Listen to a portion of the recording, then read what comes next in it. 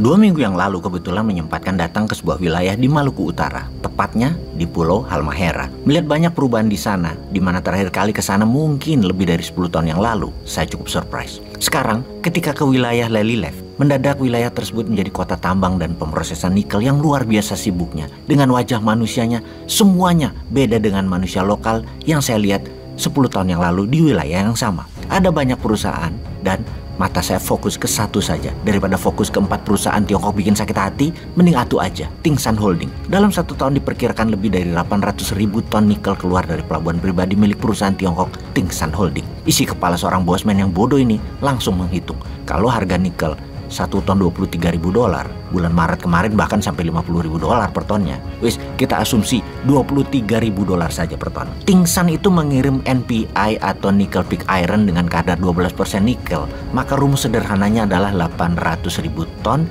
dikalikan $23.000 dikalikan 12% atau sekitar 34 triliun rupiah. Sebuah angka yang dahsyat ya. Setiap tahun 4 atau 5 perusahaan tambang nikel di sana menghasilkan berapa tepatnya nggak tahu juga. Tapi angka 34 triliun sampai 50 triliun ada mungkin. Dan mungkin lebih penjualan nikelnya. Yang miris, dalam 3 tahun terakhir kirain di sana dengan uang beredar 50 triliunan setahun membuat rakyat di wilayah tambang sana jadi makmur. Misalnya ada rumah sakit besar, ada mall, ada pembangunan perumahan yang dahsyat banyaknya. Ternyata sama, masih gitu-gitu aja. Nggak ada perubahan masyarakatnya. Oh lupa, duitnya yang 34-50 triliun rupiah itu kan pemiliknya bukan orang Indonesia. Pemiliknya asing, pegawainya asing. Cuman kontraktor aja orang luar yang mungkin hanya 1%-an dari capex sekali ongkosnya. Sisanya ya bukan di Lelylef cuannya. Kan kebijakan yang harus didukung adalah foreign investment.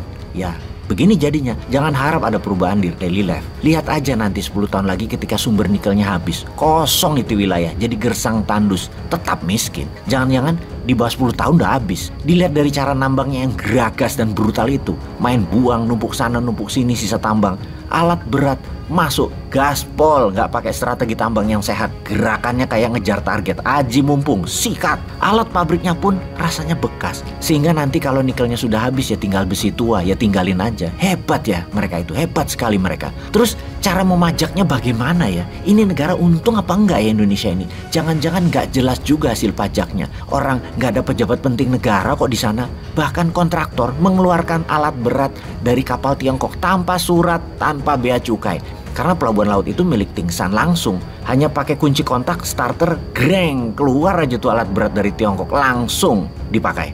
Oh lupa, ada pembangunan kok di sana. Di depan kantor Huawei di Lelylef tersebut ada landasan pesawat terbang pribadi langsung dari Tiongkok yang panjangnya rasanya bisa dituruni oleh Jumbo 747. Mungkin hampir 3 km panjangnya. Ini private area loh, tapi itu asumsi gua aja, lebay. Kurang lebih mungkin 2 km mah. Pesawat Bombardier atau Gulfstream mah bisa landing dan take off. Oh iya, mau nanya, pajak dari beginian ada di APBN itu di kolom mana ya? Biar rakyat tahu negara dapat berapa dari sisi pajak. Capek rakyat diperes-peres pajak terus sementara yang gede-gede beginian dapat nggak tuh negara? Duh, keingetan aja. Kalau perusahaan tadi milik rakyat atau pengusaha Indonesia, pasti harta kekayaannya buat membangun tanah air ya. Oh tetapi lupa lagi bosman ini.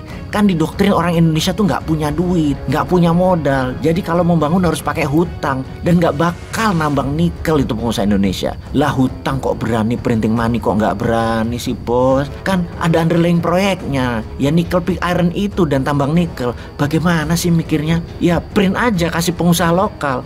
Kalau asing yang punya proyek duitnya, kalau dikatakan 1 tahun Indonesia menjual 300 triliun rupiah dari berbagai wilayah, bukan dari wilayah Halmahera aja, termasuk dari Sulawesi dan lain sebagainya, itu uangnya Tiongkok, bukan uangnya si Wakidi, bukan uangnya si Paijo, bukan uangnya Daeng, bukan uangnya Buyung, uangnya Tiongkok, paham ya? Karena semuanya Tiongkok. Gak bangga harusnya pejabatnya, karena selain uangnya Tiongkok yang banyak, tanah air sumber daya alamnya habis dalam 10 tahun lagi tinggal galian tambang rusa. Ada lagi yang kita bikin gerah.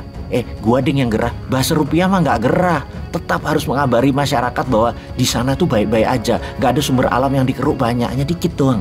Tetaplah fokus pada pemilihan presiden, gosip politik dan gosip artis. Fokus ke sana ya wahai masyarakat. Janganlah menambah isi kepala masyarakat dengan data-data sumber daya alam yang nggak penting ini, nggak penting. Yang penting tuh artis, yang penting tuh politik. Oh, apa yang buat gua gerah? Karena yang dibayar hanya NPI nickel pig iron. Mineral ikutannya kagak dibayar. Bukti, mengutip buku Potensi Logam Tanah Jarang di Indonesia, logam tanah jarang merupakan salah satu mineral strategis yang termasuk critical mineral yang terdiri dari 17 unsur. Kita sebut sebagian aja seperti scandium atau Sc, lanthanum atau La, cerium atau Ce, kemudian neodymium, Nd, dan lain sebagainya. Logam tanah jarang ini juga terkandung di dalam laterit nikel. Sejumlah mineral ikutan dalam laterit nikel yang harganya mahal lainnya adalah monasit, zirkon, dan xenotip. Indonesia ternyata menyimpan harta karun super langka yang diincar banyak negara karena manfaatnya luar biasa di era modern ini. Mulai dari bahan baku peralatan elektronika, baterai, telepon seluler, komputer, bahkan pembangkit listrik berbasis energi baru terbarukan, hingga kendaraan listrik dan peralatan militer atau industri pertahanan. Harta karun super langka ini yaitu logam tanah jarang atau LTJ atau Rare Earth Element. Sangat banyak menempel di timah, di emas, dan pastinya di nikel. Gua kencengin ya, pastinya di nikel. Komoditas ini dinamai logam tanah jarang karena didasarkan pada asumsi yang menyatakan bahwa keberadaan logam tanah jarang ini tidak banyak dijumpai. Namun pada kenyataannya, logam tanah jarang ini melimpah di tanah air Indonesia, melebihi unsur lain dalam kerak bumi. Yang bersyukurnya adalah pejabat Indonesia itu tidak peduli akan hal ini. Siapa yang bersyukur? Ya Tiongkok, siapa lagi?